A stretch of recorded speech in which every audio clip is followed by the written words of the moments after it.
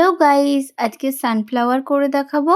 তো সানফ্লাওয়ার করতে গেলে কি স্টেপ ফলো করতে হবে তোমরা অবশ্যই এই ভিডিও থেকে সম্পূর্ণ দেখতে পারবে। খুব ইজিভাবে কিন্তু আমি সানফ্লাওয়ার আঁকাটা শিখিয়ে দিয়েছি। অনেকেই পারে না, আমিও আগে পারতাম না।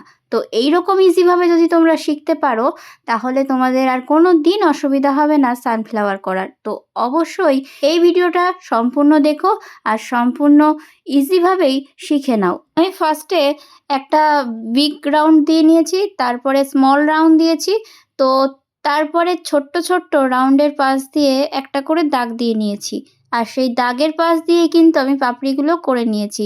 স্টেপ বাই স্টেপ ফলো করলে অবশ্যই তোমরা সানফ্লাওয়ার আঁকাটা শিখে যাবে। আমি কিন্তু একদম স্টেপ বাই স্টেপ খুব আস্তে আস্তেই দেখিয়েছি। নর্মালভাবে যেভাবে আমি করি সেইভাবেই তোমাদের দেখিয়েছি।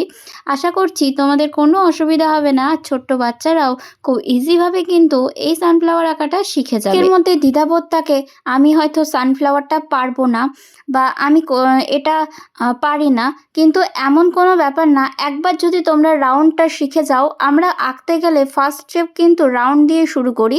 তো রাউন্ড যদি তোমরা একবার শিখে যাও, জাস্ট দুটো রাউন্ড লাগবে, তারপরে স্ট্যান্ডিং লাইনটা দিলেই তোমরা কিন্তু স্টেপ বাই স্টেপ কাজগুলো করতে পারবে। আমি পাপড়িগুলোর জন্য কিন্তু একটা করে স্ট্যান্ডিং লাইন এঁকে নিয়েছি, তো সেক্ষেত্রে কোনো সমস্যাই হবে না।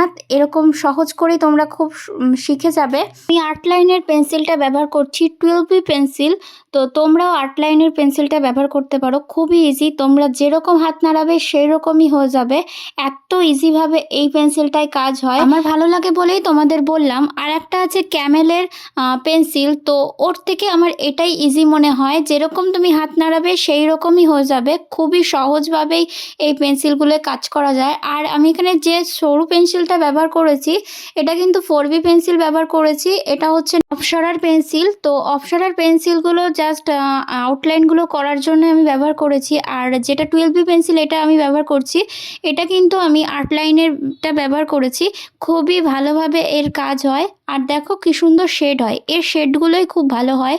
আমি বরাবরই শেড করতে ভালোবাসি, তাই জন্য আমি কয়েকটা কিনে রেখেছিলাম। তো তোমরা চাইলে অবশ্যই অনলাইনে অর্ডার করতে পারো, অনলাইনেও অ্যাভেলেবেল আছে এই পেন্সিলগুলো। আমি কিন্তু আমার পেজে প্রত্যেকটা আর্ট যে কটা আমি করেছি এই পর্যন্ত, আমি কিন্তু খুবই সহজ করে তোমাদের শেখানোর চেষ্টা করেছি। তো আরও সহজ করে কিছু শিখতে যদি চাও তোমরা অবশ্যই কমেন্ট বক্সে জানিও। আমি অবশ্যই বড় ভিডিওতে, লং ভিডিওতে আমি চেষ্টা করব তোমাদের কিছু শেখানোর জন্য, যাতে তোমরা শিখতে পারো। যারা বাচ্চারা রয়েছো, যদি তোমাদের কোনো আর্ট দরকার হয় যেটা তোমরা পারছো না, তো অবশ্যই আমাকে কমেন্ট বক্সে জানাতে পারো। আমি বড় ভিডিওর মাধ্যমে তোমাদের আস্তে আস্তে শেখানোর চেষ্টা করব। দেখো, রাউন্ডের মধ্যে আমাদের যে ফুলের মাঝখানটা যেটা হয়, ছোট্ট ছোট্ট রেণুগুলো, সেই রেণুগুলো করার সময় কিন্তু খুব আলতো হাতেই করতে হবে। ছোট্ট ছোট্ট দাগ দিয়ে গোল গোল করে করতে হবে।